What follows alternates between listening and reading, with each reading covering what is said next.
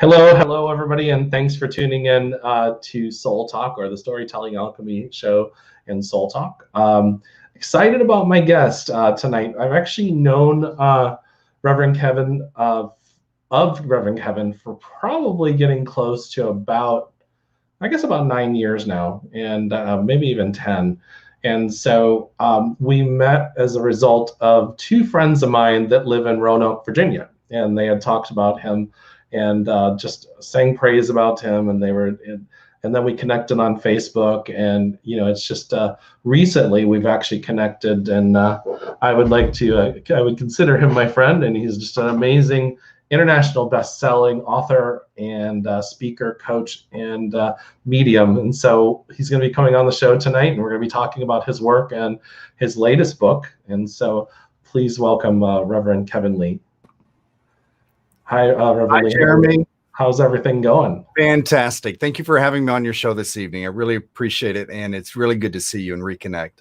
Absolutely, and I'm excited about having you on and getting to know you about your work and your book. I know the listeners are going to enjoy your work as well. And so I just want to jump right into it. So it's I was thinking about this earlier because of you have two lives in a sense, really. I mean, you're a healer on both of them. One more scientific, I guess is the best way to put it, and then one into this. So what got you into this world? No, it's a really good point. You actually, when I speak about what I do academically and also in the spiritual world of ours, at the core of everything we do is healing. And so by day, I take people to the edge of death because I do nursing anesthesia. And then at night, I bring them back from the dead because I do a lot of platform mediumship readings on stages and private sessions and teach. And I'm in this crazy Harry Potter world. But I've been a nurse anesthetist for probably going on 14 years now. I've been a nurse for 27 years, which is crazy to say. And I love being a nurse. And mark my words, one day as I approach retirement, you'll probably find me doing hospice nursing. Because think about it, that blends spirit work with nursing work. And I'm all about the compassion with the patients. And I want to be there to talk to them about where they're headed. And most people don't know where they're headed. So that's kind of my nursing background. Well, it's interesting. I mentioned to you that my mother was a nurse, and she was a hospice nurse the last 10 years. Oh, I love that. See? What helped her spiritually was, she said, Jer, I know there's life after death because I can see them stepping out of their bodies. Oh, how beautiful.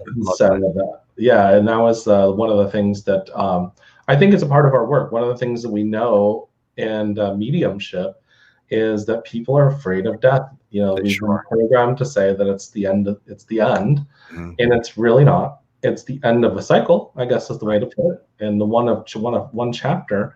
But the truth is, you and I know that it's not, and we've had so much evidence to support that. So true. So that's a good point. This really is just one chapter. This human life, 85 years, is just a little chapter in that great book they call life. And if we think about this, especially all of our listeners and viewers, we all may come from different religious backgrounds or no religious background, but we know that there's something eternal, something divine, something like a soul, right, at the core of us. And that's supposed to be eternal, right? All of the holy books around the world speak of it being eternal. So if we are eternal beings by our very first or primary nature, we've always existed. We simply came on this little journey to Earth for a little 85-year experience.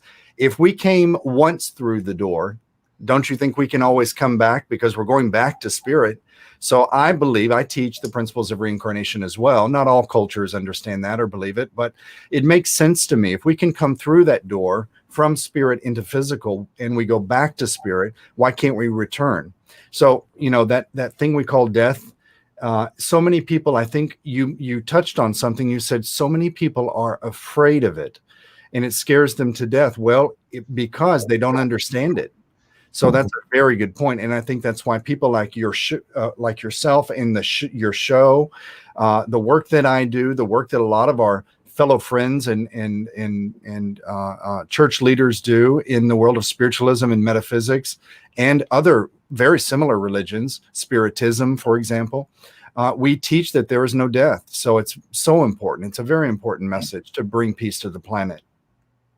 Yeah, I used to call it our restart program. Oh, I like that. Don't worry, I'll give it this time. We have a redo program. Restart, reboot, and resurrect. You can do that before Easter. Do you remember how our teachers would, I don't know if they did this to you in college, but if you didn't get a test right or something right, they were like, yeah, you didn't quite get this. Go try it again. Oh, yes. You know, it's funny you say that, because I had some college professors that saw greatness in me that I didn't really see. And they did things for me that no other students got. They would allow me to know there's a pop quiz coming up. They would allow me to go and re-look at that answer on a test. And they just wanted me to help. They seemed to be wanting to help me get to greatness. And they could see how driven I was in school towards my goal of being a nurse. And I think because I just stood out, being a young white man, I guess, going into a predominantly female profession, I think they saw the need in the industry, and they were trying to help. So it was interesting, but I think Spirit was a part of that also. I think you bring a very good point up, and there's a lot of people, because I had a mentor tell me that you're a diamond in a rough, that old saying, and there's a lot of people that are shining stars out there. Yes. And they don't believe, and I think that leads this kind of subject leads us into your book, in a sense. 100%. Well, it's funny you say that, because even I led a church for 15 years. And I rescued the church when I first found it many, many years ago. They were a dying church. It was exactly what I needed at the exact right moment. And I'll get to my book. I actually wrote about it in my book, a very mystical experience that changed my life. It's why I am who I am today, because of that experience. And it revolves around what I'll speak about, precipitation mediumship. That was the experience. So, but over those 15 years, something I kept noticing was the people who came across the threshold were either damaged, seeking a community. They didn't believe in themselves. And I could see so much potential in so many people, but they couldn't get past the programming of their own mind, of their family, of culture, of religion, of whoever. And it would take a lot of effort to help peel that back, to show them, look what you can do. I can see it, and I can psychically sense what's possible for you. Trust me. And it really warms my heart, because I have several examples of friends who've evolved into new individuals because of that work, that coaching. And they could not see what I could feel. I literally could feel it. And they've evolved into beautiful speakers. They have large communities. I'm very proud of them. So did you ever experience this when you're younger, where you saw the potential in people, and almost in a sense, to me, this was a healing thing for me, where I saw them and felt the potential in somebody. And with that being said, they weren't there yet, at least on the outside. They were energetically, but they didn't believe in it. And so therefore, I almost became codependent with them. Wow. And so, and I find that healers do that a lot. You see the potential in somebody, but they haven't quite seen it in themselves yet. And it kind of helped me learn how to be a better coach, because I realized I couldn't do it for them. No, that's a fantastic assessment. I mean, for myself, and again, I keep going back to my book, but I wrote a lot. Let me just go ahead and bring it up. I keep talking about it. Let's do the little book thing. So this is my little book. I'm super proud of it. Your Divine Purpose. It's a journey to fulfillment and legacy. And I'm proud of my little book, because my book has achieved something that I honestly never thought I would reach, but it's international #1 bestseller for my spiritual category on Amazon. I'm super proud of that. I worked really hard in all of my marketing efforts and trying to get the word out so people would come and pick up my book. And but in my book, it's interesting. It went through many drafts, but curiously, I wrote it in 5 weeks. And I even asked Spirit, I told Spirit, I sat down in meditation and I said, Spirit, you know my heart, you know my spirit, you know what I'm all about. I'm here for you. I will give myself to you in this moment if you will channel through me, if you will bring these thoughts, these inspirations. I'm your doorway to earth. If you've got a message, you better use me right now. And for several nights, I would just either sit in my meditation room, sit on the bed, sit on the couch, sit outside, light some incense, and it would pour. It literally would come to me and through me and pour out onto the paper. And I remember thinking, holy mackerel, I've never put words together like this before, but it makes total sense. And it was almost like I could feel spirit pulling from old memories, linking them to new concepts that I might have read in some book or some coaching program or some TV show. And it was almost like, wait a minute, that does go with that. And that goes with that. And my mind honestly doesn't operate like that on a regular day-to-day basis. I can forget things quite easy. So it was a fascinating process because I sat and invited spirit and I gave permission, use me as your channel. And the book came beautifully forward. And what I noticed was after probably the second revision of it, or the editing process, that I was still holding back. I didn't want to share a lot of the raw stuff in my life. And curiously enough, a convicted felon friend of mine who is in my coaching program that I'm a part of, a business program that I'm learning through. And she's now a multimillionaire teaching people how to manage money, the thing she stole, which was money from a bank. And she's an amazing woman now, amazing woman. So she learned her lesson, wrote a book about it. But she told me, she said, you have a beautiful book, but you are hiding something. And I thought, dang it, the street savvy woman has figured it out. And she said, your book is got some good stuff, but you need to be raw. There's something you're not telling us, and I can't figure out what it is, but there's something you've hidden. And I thought, you know what? I'm asking the readers to not dim their light because other people refuse to evolve their spirit to based on what I'm saying or who I am or whatever I'm putting forward. I thought I'm being a hypocrite. So I went back and I deconstructed a few sections and I thought, okay, let's rip the Band-Aid. So I told some raw stories, went some places I hadn't really planned on going, told some secrets, and it really took the book to a depth and an authenticity that the people who reviewed it after that said they saw a massive change even in the persona of who I was. It made me more real. And that was a huge learning moment for me because, I like to look good and I like to dress up. Here I am wearing a jacket for you guys, got my hair done and I have good equipment. So I'm trying really hard to put forward a professional image. But what I was doing was holding myself back. And it was nice to have people who were giving me constructive criticism because it made me realize it's okay. I can be flawed. And I put this in my book. I said, it's okay to be perfectly imperfect. And I think that really sums it up, that we are not, and I've been saying it for years on stages. If we were meant to be perfect, we'd have great hair, big wings. We'd be angels on high. We wouldn't be on earth. We wouldn't need to come here. But because we are meant to be imperfect and to learn from all of those, the challenges, the lessons, the struggles, the pain, the tragedies, whatever goes on in our life, those are learning lessons. Those dark clouds provide us with the silver lining lessons that our soul needs to evolve, because we take those lessons back to spirit.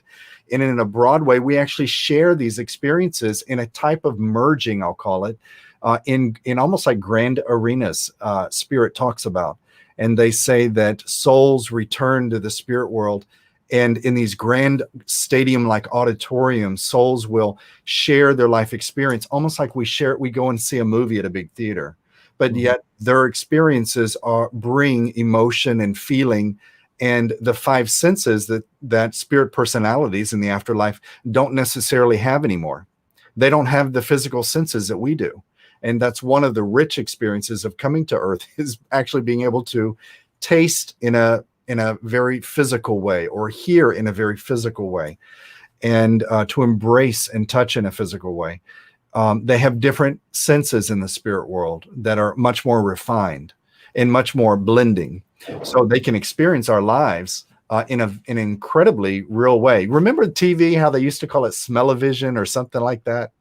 Oh yeah. And we scratch, a little number would pop up and it would say, scratch the yellow number 1. You scratched it and it smelled like buttered Create an popcorn. experience. Yeah. Or Yeah. you scratch the red and it smelled like an apple. Something funny like that. Yeah, So I remember those. Yeah. And they'd have the little. It was like a little thing that you got with the whatever watching that show. Yeah. Yeah, I remember that. That was fun.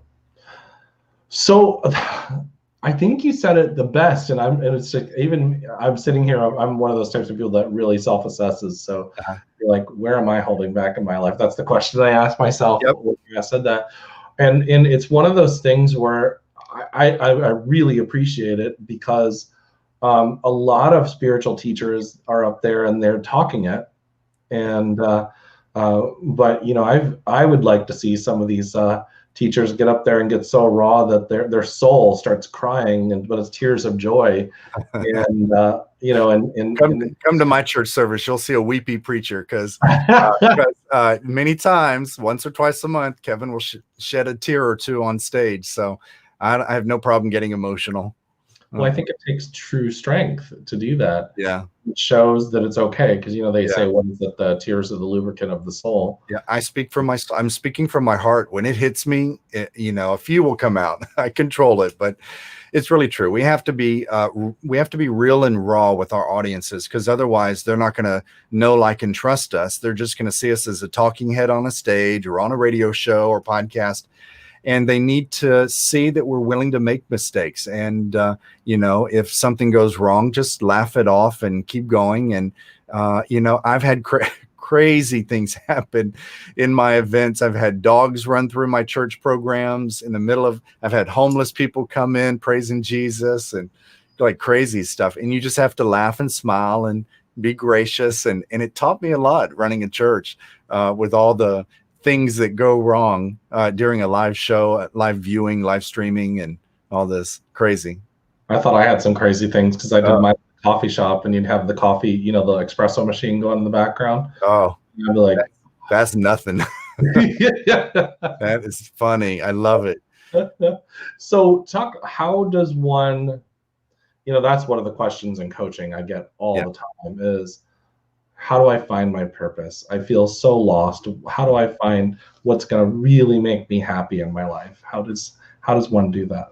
Well, some of the things in my book that I talk about, I do it in a very subtle way, but as the reader goes through the material, they begin to recognize, this is where I went down into the valley, the darkness, the difficulty, the tragedies, the awfulness in my life, and then you'll start to see my story rise to the top of the mountain. So I definitely take them on a journey, but as I'm doing that, I'm making them think, you've just seen how I pull the Band-Aid off here. Let's look at your life. I want you to look at some things. And one of the things that I often talk to, especially with audiences, first off is, let's just go basic. What makes you come alive?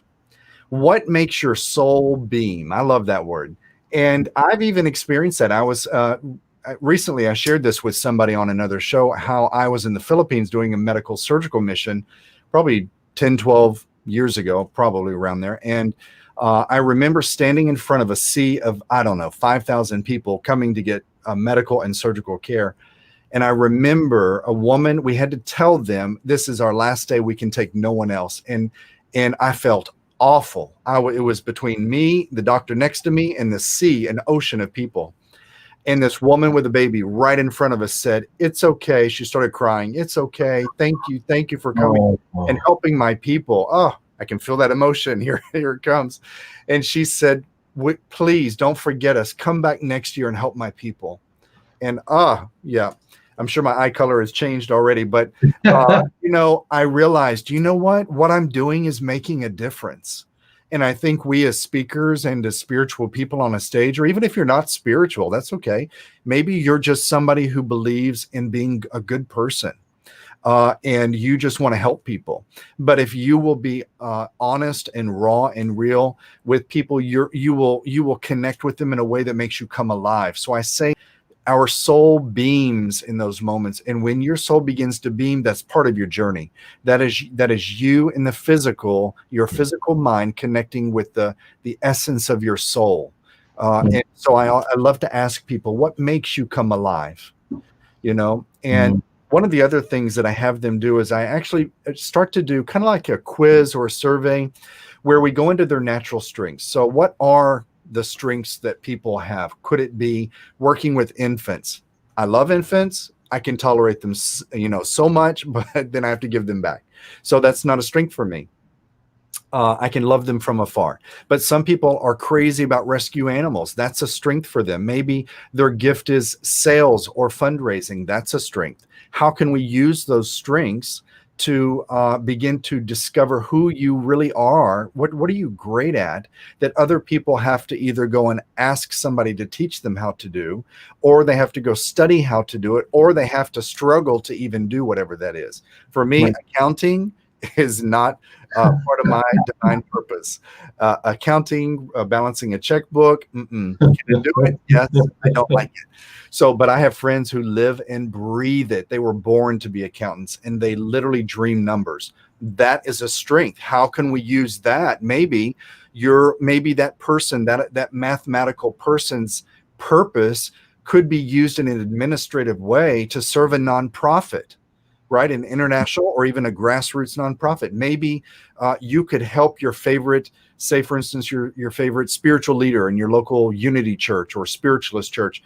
You can help them do fundraising and to do budgeting and stuff like that most people can't do, but it's still a gift. You can become a part of the purpose of a greater mission, even if you can't find your own mission. So I try to get the audiences to really start thinking about what really am I good at? And it's funny because we know, I think subconsciously we know what we're good at, but we've never addressed it and we don't bring it up, often because our families, our leaders, our church leaders, everybody's telling us, stop sharing all this, stop acknowledging yourself as being so great, because that's being selfish. Let's be selfless and give to everybody else. Stop giving to yourself.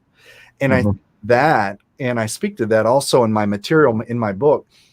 We have to learn to begin to love ourselves and have self-love and compassion and forgive ourselves, learn to forgive other people, and begin to start blessing and honoring ourselves first. Because if I'm not pouring into me, there will be nothing for me to step forward to begin coaching you, Jeremy, or coaching others through a podcast, on a stage, whatever. So I have to begin loving myself, and I have to be comfortable with who I am to be able to really, truly embrace my strengths.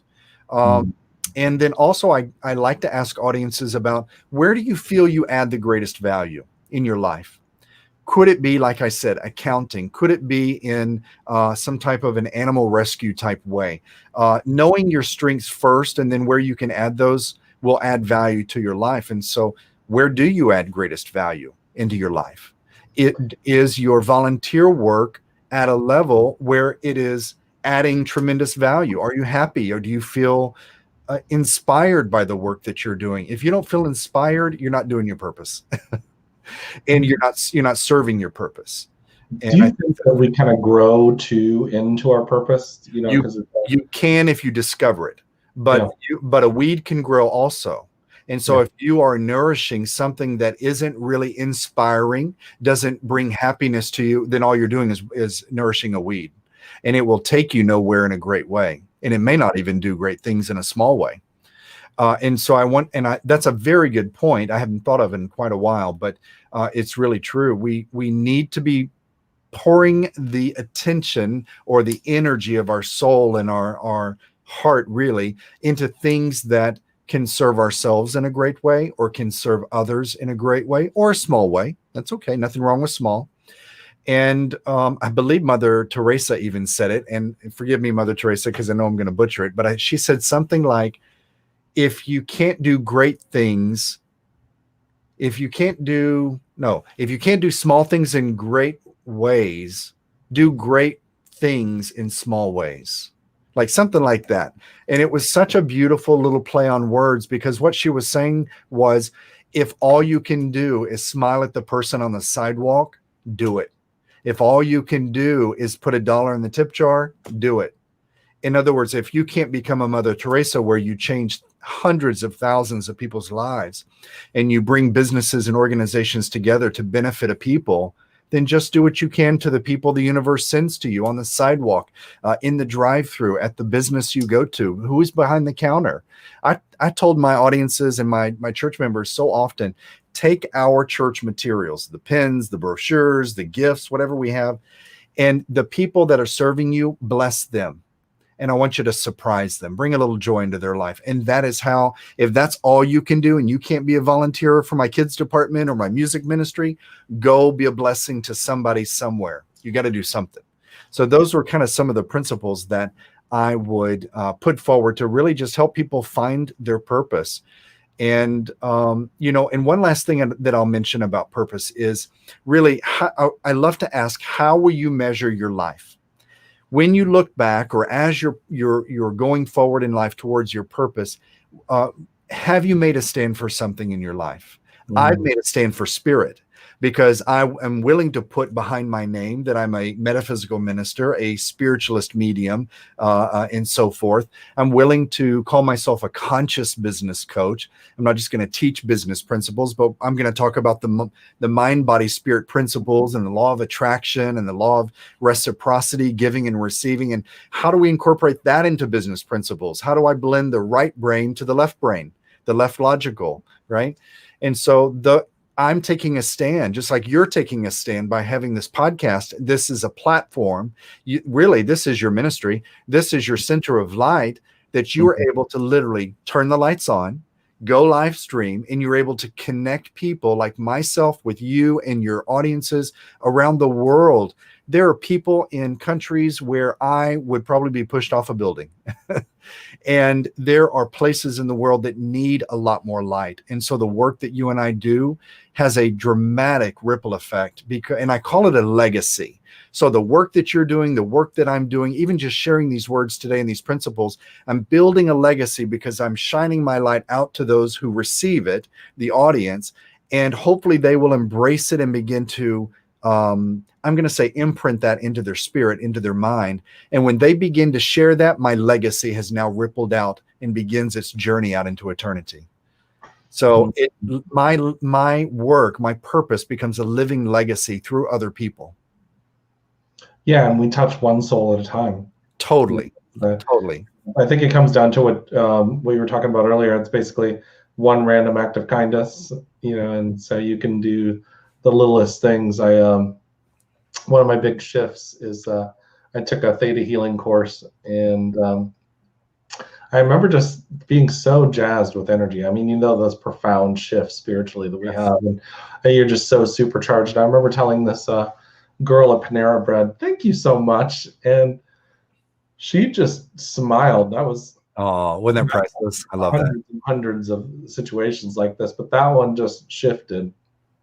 And that's a very good point, because you made such a difference in her, but you could feel, being a healer and being such an intuitive, you could sense that shift in yourself. But that shift that you felt was a heart connection with her in that moment. And you made probably a very big difference in her life. I love that. Yeah, I think you mentioned something there that I think one of the biggest things right now is the planet needs is heart. Totally. And it's just like even I've been feeling the past few days. I've been like, even you mentioned opening up the heart and like being raw, and I've been doing a lot of that over the past few months. And there's a part down here in the solar plexus that I realized, wow, there's a pain in there. Yes. Because the deeper you get, and I'm sure we're layers and layers and layers. And I used to do this thing where I'd be like, wait a second, I thought I healed this like 10 years ago. Well, no, it's because a new layer's come up. Wow. So that's true. Very good stuff. I love that. So real quick, I wanted to ask you more about, is it participation or precipitation? It's such a peculiar word. Think rain. It's precipitation. Okay. And there's a really good explanation for what that is. So basically what you're bringing up is something that changed my life. Literally it was Christmas. It was December 1st of 2007. And that is I give it a very significant part in my book, and I even share with the readers an image of this incredible holy icon or holy relic, this painting that literally precipitated out of the ethers onto a little card canvas, and it's stunning. And it's an image of Mother Mary and Father Joseph, and they had come forward and made themselves known to the medium who was running this event. And it was interesting because, well, let me finish this part real quick. So precipitation basically means pigments of some type that have been supplied by the medium or by the practitioner. These pigments could be crayons, they could be markers, gel pens, colored pencils, paints, whatever. And even in history, we have examples of people using flowers and leaves, petals, things like that, because they hold pigment. So that's kind of interesting. But anyway, spirit will take those pigments and dematerialize them, literally take them into the spirit world. And with spirit mind or thought control, they will literally rematerialize the pigment in a totally new form. And so it literally becomes images, it becomes writings, it becomes faces, it becomes landscapes. It is shocking. I have been very privileged to witness it once in my life appear before my eyes in a very specific spiritual circle that we were sitting for, and the medium, the older medium who was a part of this, having this happen, was known for doing this in lighted conditions, little red lights, so you could see everything.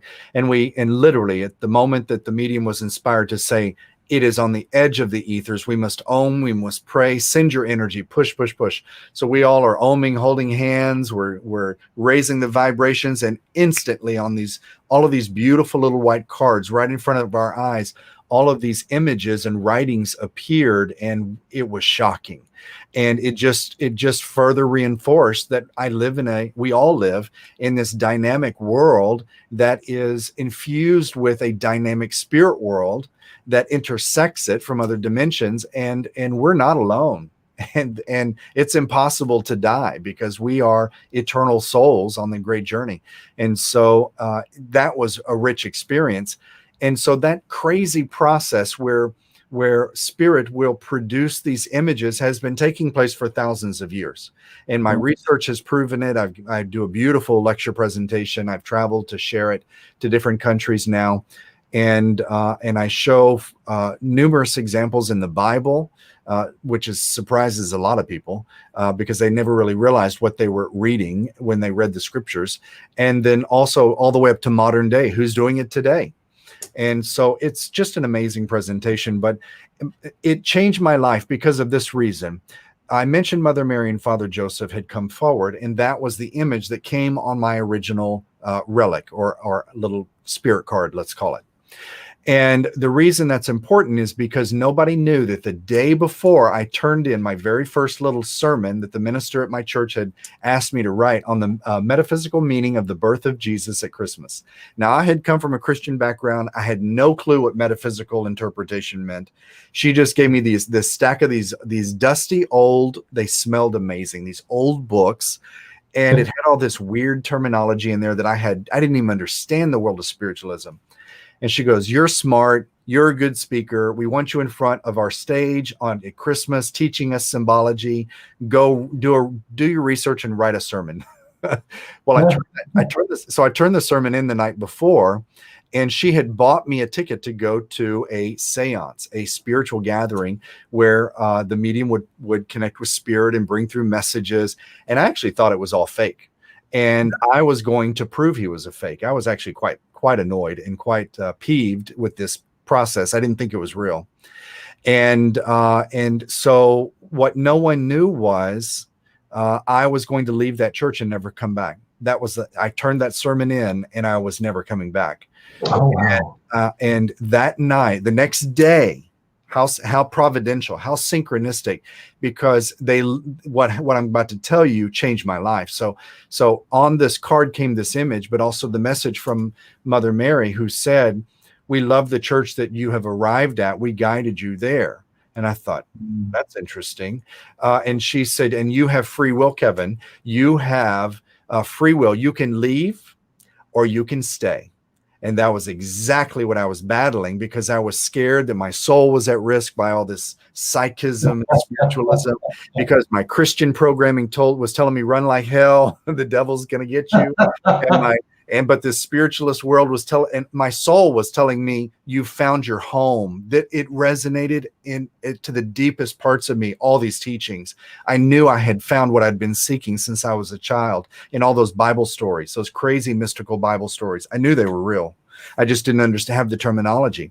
So she told me, you can stay or you can leave, but if you stay at this church, you don't realize you will change the lives of tens of thousands of people. You don't realize your own potential. And I thought, what the heck is she talking about? She didn't know who I am. But how did she know I was going to leave? I didn't tell anybody. What's going on here? What's this weird thing this guy's doing? And how in the heck did images just get on that spirit card? It was crazy. And when I went home, I realized my fear of death had disappeared, because I'd had communication from a deceased grandmother who was also brought through and identified in highly evidential ways. And I realized she still loved me. Neither she nor Mother Mary called me a sinner, didn't tell me I was going to hell because of the church I was at and the teachings they were giving me. And she told me that I would make a difference in people's lives. And it made me realize God loves me. I have value, clearly, to a saint. I never prayed to this saint, Mother Mary. I was Southern Baptist. We were never told to do that. She was just a figure in a story, really.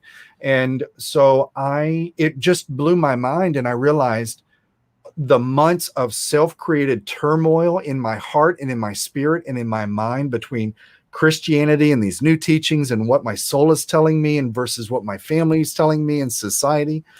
And I was ready to run. And that experience was so providential, literally incredibly providential, because I was not going back to anything. And I would have kept searching for something. And I'm sure Spirit would have guided me somewhere, but it may not have been the same. So I just was lucky to have that experience because they knew they better grab me, because I was on the way out. And that began. I realized whatever the hell this old man just produced for me as phenomena, and whatever this is, I want to do that. I'm going to research it. I'm going to learn how to do it. I'm going to teach people how to do it. And I'm going to change people's lives. I don't know how, but I'm going to do it. And it infused me with a life of purpose. It literally shifted me into who I am today. That's my story. And I build that into the book to show people, that miraculous experiences are possible. I think if we are open, people say, well, you're lucky you had a miraculous experience. I've been praying my whole life and never had one. I never saw any feather fall or coins fall in front of me and stuff like that. And I think we have to move beyond that cynicism and be willing to enter into the heart space and be like the children Jesus spoke about, which is just to enjoy life for the beauty it brings you every day. And if you can move into that space and say to Spirit, say to God, say to Goddess or to Grandfather, whatever you call that divine source for you, if you will say, I open my spirit to receive and come into my life strongly, I guarantee you, no matter your religion, your belief system, you will have a connection with that divine source in some way, maybe a small way, but it's a test.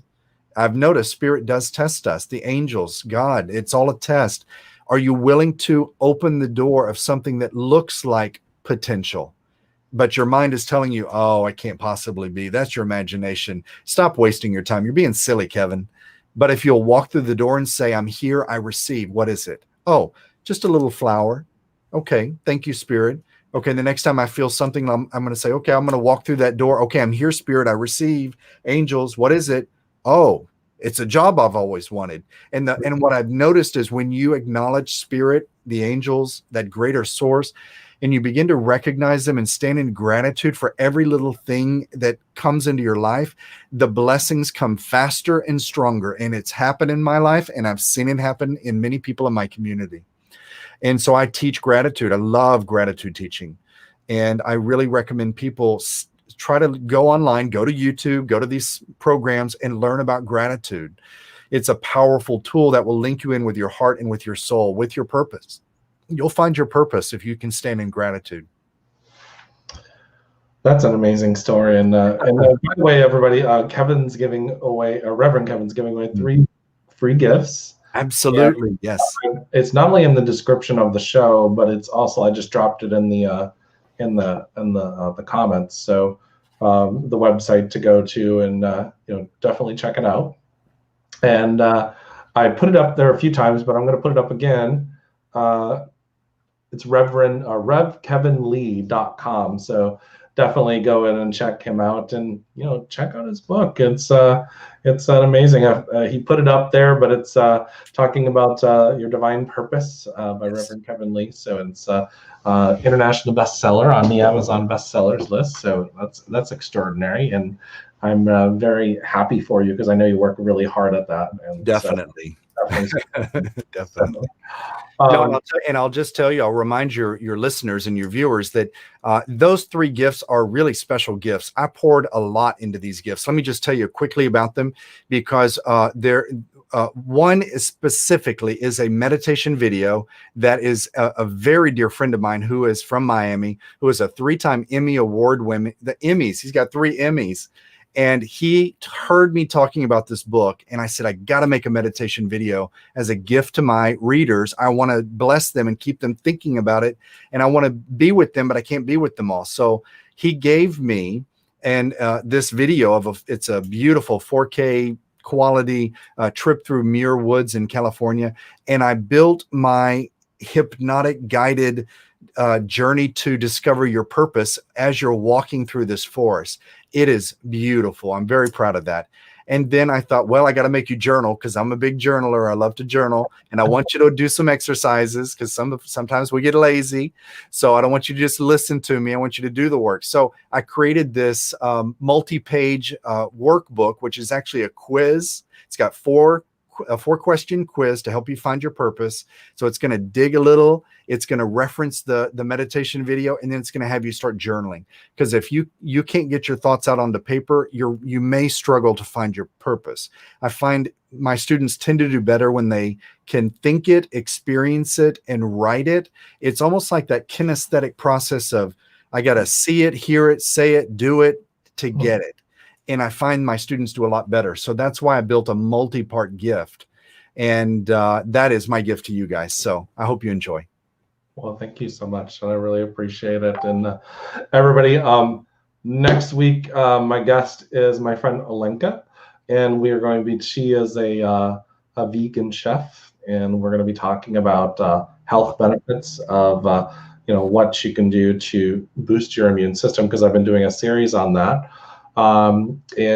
Pretty excited about having her come on. She always says, eat a rainbow every day. And I like that. I like that. It's really, really cool. Everybody, thanks for tuning in. Much love. And we'll be back here at 10 o'clock next week on the same channel. And as always, it'll be on Roku TV here in a few days. So much love, everybody. And thanks for tuning in. Thank you, Jeremy. Great to see you. Absolutely. Thank you so much.